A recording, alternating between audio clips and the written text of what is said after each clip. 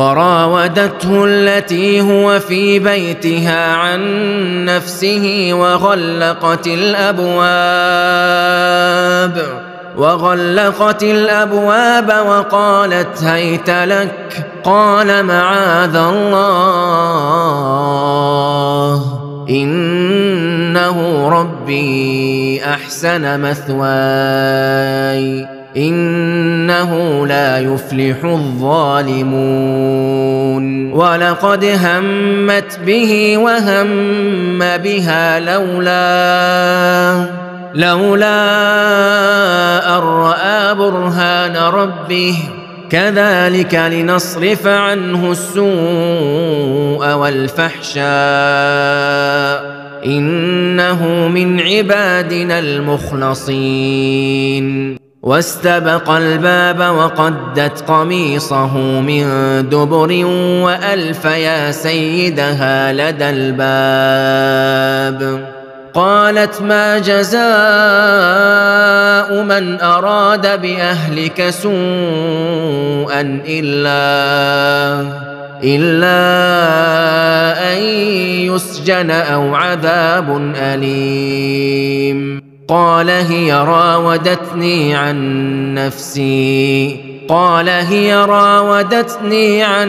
نفسي وشهد شاهد من أهلها إن كان قميصه قد من قبل فصدقت وهو من الكاذبين وإن كان قميصه قد من دبر فكذبت وهو من الصادقين. Kita kembali membahas lanjutan kisah Nabi Yusuf alaihissalam. Kemarin sampai kepada Yusuf alaihissalam digoda oleh Zulaiha, dan karena petunjuk dari Allah, Yusuf alaihissalam selamat dari godaan Zulaiha. Lalu teman-teman sekalian, Yusuf arid an haza.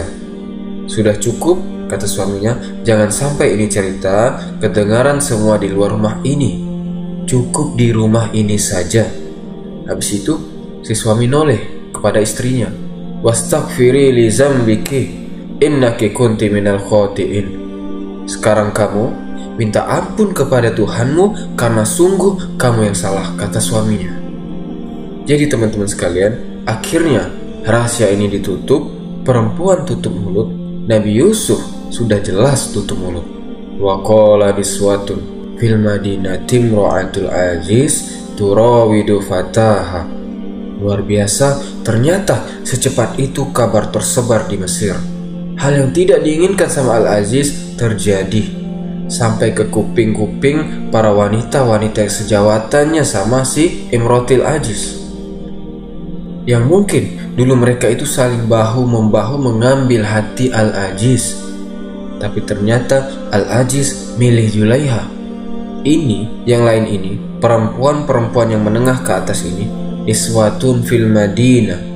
Perempuan-perempuan di kota itu sudah mulai dengar semua, sudah mulai ngerumpi bahas tentang istrinya Aziz. Imra'atul Aziz turawidu fataha. Kamu tahu ndak, istrinya Aziz itu goda budaknya. Bukan goda temannya Al-Aziz, bukan goda menteri fulan atau raja, bukan. Yang digoda itu seorang budak. Bayangkan teman-teman, perempuan sekelas itu dengan kecantikannya, dengan kedudukannya, goda budaknya. Hal memalukan ini diomongin sama perempuan-perempuan yang ada di kota. Qad syafahaha hubba. Kayaknya sudah jatuh cinta, sudah mabuk kepayang. Diceritain ini, diomongin. Ini makarnya para perempuan-perempuan di kota itu kepada istrinya Aziz. Kita lihat nanti sama istrinya dibalas nanti makarnya. Kita lihat perempuan balas-balasan. Disebar omongan ini. Inna lana roha fi dolalim mubin. Waduh, gimana katanya? Ini sudah keterlaluan, katanya si perempuan-perempuan ini. Masa sama budak? Apa ndak ada yang lebih bagus selain sama budak? Kok tergodanya sama budak? Ya pokoknya dihina lah, direndahkan sama perempuan-perempuan di sana. Falamma sami'at bimakrihinna Omongan ini teman-teman sekalian sampai ke kupingnya istrinya Aziz. Perempuan-perempuan di kota sudah pada tahu ceritanya. Subhanallah. Saat Julaiha dengar bahwasannya perempuan-perempuan ini bikin makar, apa makarnya? Ya begitu, ngomongin dia, menggunjing, ngeceh, ya tergodanya sama budak, seolah-olah ngetes Julaiha. Istrinya Aziz, bisa buat apa kamu? Dan ini perempuan-perempuan, teman-teman semua, penasaran. Kayak apa sih budak yang sama dia sampai dikejar-kejar itu? Perempuan-perempuan ini belum tahu, kena sama Nabi Yusuf. Nah, lain ceritanya nanti. Wa'atadat lahunna muttaka'an. Dia bermain sekarang. Sudah selesai makarnya mereka ini hanya omongan saja teman-teman. Dibalas sama istrinya Al-Aziz dengan makar perbuatan. Dia tidak mau banyak omong. Ente rendah-rendahin ana, bilang ana tersesat, bilang ana salah kaprah dan lain sebagainya. Oke, ana mulai sekarang. Dia bikin acara, diundang ini semua perempuan-perempuan ini. Ya bisa dibilang teman-teman arisannya lah, yang tukang ngerumpi-ngerumpi itu. Ayo datang, kita undang. Wa atat kulla wahidatin minhunna sikinan. Dikatakan oleh para ulama, dia siapkan buah, katanya namanya utrujah.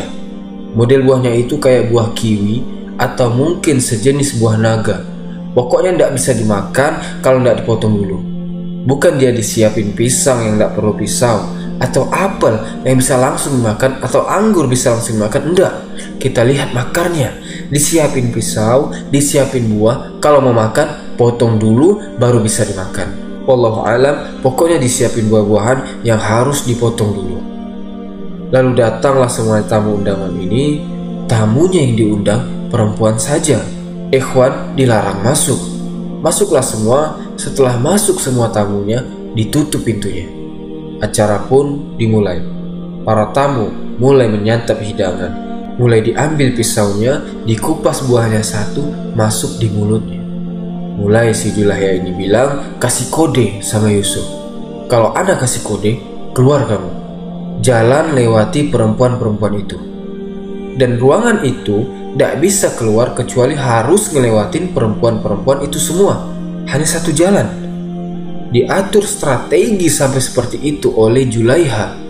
Dan tidak cukup sampai di situ, tapi Nabi Yusuf ini didandani. Dikasih baju yang bagus, disuruh berdandan, emang disiapkan sudah. Ayo kita tes mana yang lebih kuat. Kita lihat istrinya Al-Aziz ini orang pintar. Kalau dari hitungan detik yang zolim jadi mazlum, terzolimi, yang salah jadi benar dalam hitungan detik, apalagi ngurus perempuan-perempuan ini, gampang. Disuruh keluar Nabi Yusuf, keluar sekarang. Falamma ra'ainahu wa qalat ikhruj alaihinna. Ibarat dikasih kode, ayo keluar sekarang. Falamma ra'ainahu akbarnahu wa qatta'na aydiyahunna. Keluar Nabi Yusuf. Akbarnahu, Allahu akbar, kata perempuan-perempuan itu. Wa qatta'na aydiyahunna. Dipotong, yang diiris bukan buahnya tapi jari jemarinya. Tidak sadar.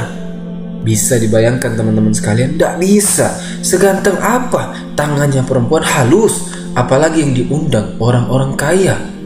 Mungkin dia tidak pernah kerja, yang kerja anak buahnya. Halus tangannya. Wa qatta'na aydiyahunna. Diiris-iris tangannya sambil ngomong, wa qulna hasya lillahi ma hadza basyara. Mereka bersumpah, demi Tuhan, demi Allah, ini bukan manusia. Yang sama dia dilihat sekarang bukan manusia. Tidak ada manusia seperti ini. In haza illa malakun karim. Ini malaikat yang lewat. Selesai. Sebentar lagi sadar, tangannya sudah tersabit-sabit semua. Baru keluar si Julaiha. Qalat, berkata kepada mereka, fazalikunna allazi lumtunnani fih. Ini yang kalian ngece ana, gibahin ana. Gimana sekarang? Ente iris tangan-tangan ente semua tanpa kalian sadari. Gimana ana yang setiap hari tinggal serumah melihat dia di rumah ini? Pelangak, pelengok semuanya. Yang cantik jadi jelek lihat Nabi Yusuf. apakah kalian masih mau ngomongin ana di belakang sana? Setelah apa yang kalian lihat sekarang? Walaqad rawatuhu an nafsi fasta'son. Julaiha mengakui teman-teman bahwa ana yang goda dia, ngomong di depan perempuan-perempuan ini. Tapi dia mengelak, dia menghindar dengan perkataan a'udzubillah. Wala ilam yaf'al ma amruhu la yusjanana wala yakuna minas sakhirin. Kalau dia tidak mau melakukan perintahku, katanya si Julaiha, ana akan penjara dia atau ana akan hinakan dia. Berubah sudah sekarang. Yang dulu bilang penjara atau azab yang pedih, sekarang enggak. Penjara atau ana hinakan. Karena semakin Julaiha jatuh cinta sama Yusuf sekarang, semakin terpaut hatinya sama Yusuf, semakin melihat Yusuf berdandan, semakin ganteng, semakin hancur hatinya melihat Yusuf. Bisa antum bayangkan teman-teman sekalian? Bisa teman-teman bayangkan? Setelah terjadi, apa yang terjadi? Sekarang si perempuan-perempuan itu semua sudah tahu. Sekarang Yusuf itu sudah menjadi fitnah, bukan bagi Julaiha saja, tapi semua perempuan-perempuan sudah menjadi ancaman buat Nabi Yusuf alaihissalam. Nggak kena sama ini, bisa yang itu besok yang ngejar ana. Nggak kena yang itu bahaya.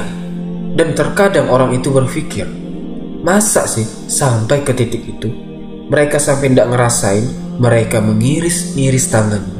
Sampai nggak berasa, nggak masuk akal sampai ke titik seperti itu. Dikatakan di sini, bisa jadi sampai ke titik tersebut, bahkan bisa lebih parah dari yang kita bayangkan. Kalau bukan Allah kasih wibawa kenabian kepada Nabi Yusuf alaihissalam, wibawa kenabian itu Allah ini sudah siapkan teman-teman sekalian. Mau dijadikan nabi, jadi sama Allah sudah disiapkan. Kalau bukan wibawa kenabiannya Nabi Yusuf alaihissalam, mungkin perkaranya lebih dari itu. Tapi Allah jaga zahabatil ukul, akal-akal terbang semuanya, tidak tahu kemana. Sudah tidak bisa mikir lagi. Lihat orang seperti malaikat, sudah mabuk kepayang, sudah terbang melihat Nabi Yusuf alaihissalam. Sebagaimana yang disabdakan Rasulullah SAW, dia telah diberikan separuh ketampanan. Subhanallah. Atallahu tabaraka wa ta'ala Yusuf satral hasan fakanatal badr. Sama Allah dikasih separuh ketampanan. Dikatakan beliau, Nabi SAW itu seperti bulan purnama, bersinar di dalam kegelapan. Makanya perempuan itu ngelihat Nabi Yusuf mabuk kepayang.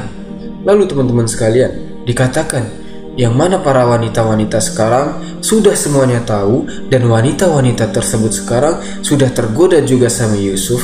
Bahkan dikatakan wanita-wanita ini sekarang sudah mendukung Julaiha agar Yusuf mau menerima apa yang diperintahkan sama Julaiha.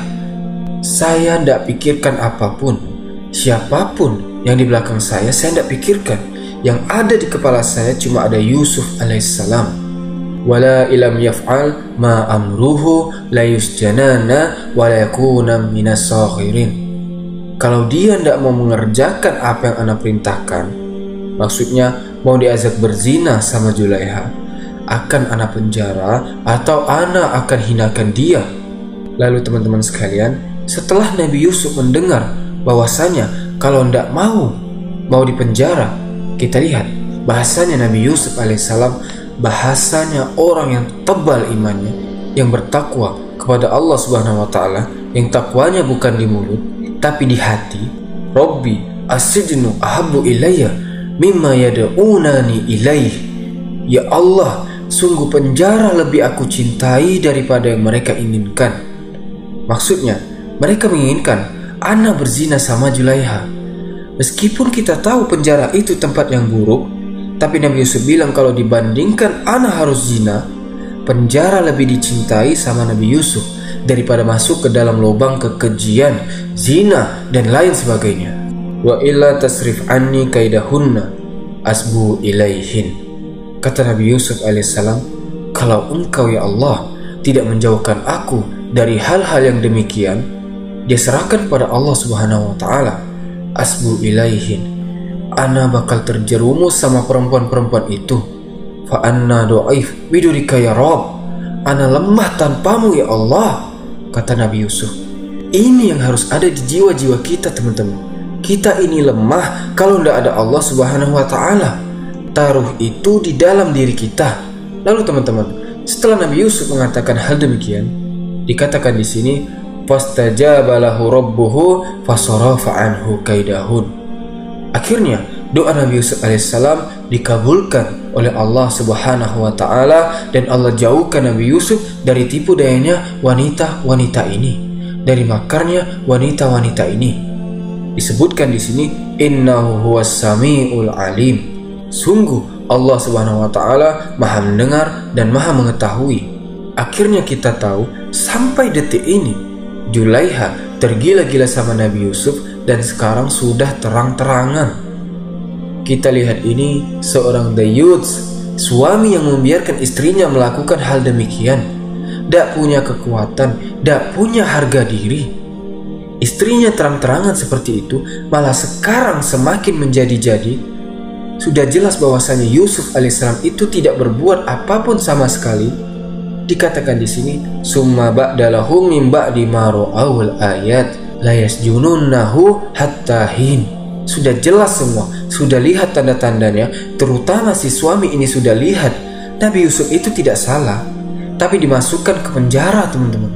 Sudah dituduh, dizolimi, dibilang berzina, padahal dia tidak berzina. Dibilang ngejar-ngejar perempuan ini, padahal dia tidak pernah berbuat hal demikian. Sekarang mau dimasukkan ke penjara tanpa berbuat kesalahan. Dikatakan di sini, al-aziz ilal an yakhafu min imro'atihi. Si suami sekarang takut sama istrinya karena istrinya tergila-gila sama Yusuf. Bahkan tergila-gilanya sudah terang-terangan sekarang. Mikir sekarang Al-Aziz, ana ini pemimpin, ana orang berkedudukan, ibarat kata menteri. Apakah ana mau malu di depan orang terus-terusan gara-gara budak ini? Ana seorang Aziz, menteri, tapi ana sampai detik ini masih takut. Istri ana ngejar-ngejar Yusuf. Apa yang harus dilakukan? Ana sudah mencoba untuk menghentikan omongan orang-orang tentang apa yang terjadi tentang istriku dengan Yusuf. Mikir dia, ana sudah begini, ana sudah begitu, ana takut. Gimana? Al-Aziz, seseorang yang dipandang orang yang adil, dia bisa berbuat tidak adil teman-teman. Dia melihat kayaknya memang penjara yang paling pantas untuk Yusuf. Orang tidak salah dimasukkan di penjara. Dikatakan di sini, wahazihi musibatul indama yaghibul adl. Ini adalah musibah saat keadilan sudah tidak ada lagi dan kezoliman semakin merajalela. Orang-orang yang bersih, suci menjadi tertuduh, dan yang zolim menjadi orang yang terzolimi. Orang-orang yang jahat dibiarkan, tapi yang diganggu orang-orang yang suci, yang bersih, yang tidak berbuat dosa. Ya seperti itulah yang dialami sama Nabi Yusuf alaihissalam. Ini cobaan kelima yang datang kepada Nabi Yusuf alaihissalam. Yang pertama, dibuang ke sumur. Yang kedua, dijual sebagai budak. Yang ketiga, digoda sama wanita. Yang keempat, digoda sama banyak perempuan yang lain. Yang kelima, hidup yang penuh dengan cobaan, cuma dilalui dengan takwa kepada Allah Subhanahu wa Ta'ala. Akhirnya masuklah Nabi Yusuf alaihissalam ke penjara, yang mana dikatakan di sini nanti di penjara inilah ada kisah luar biasa, yang mana raja bermimpi sangat aneh hingga dikumpulkan orang-orang kepercayaannya, tukang sihirnya, semua dipanggil untuk mengartikan mimpinya, tapi mereka semua tidak ada yang bisa. Lalu nanti Nabi Yusuf yang akan mentafsirkan mimpi sang raja. Subhanallah, skenario Allah yang luar biasa. InsyaAllah akan kita kisahkan di video yang selanjutnya. Sallallahu ala nabiyina Muhammad wa ala alihi wasallam. Assalamualaikum warahmatullahi wabarakatuh.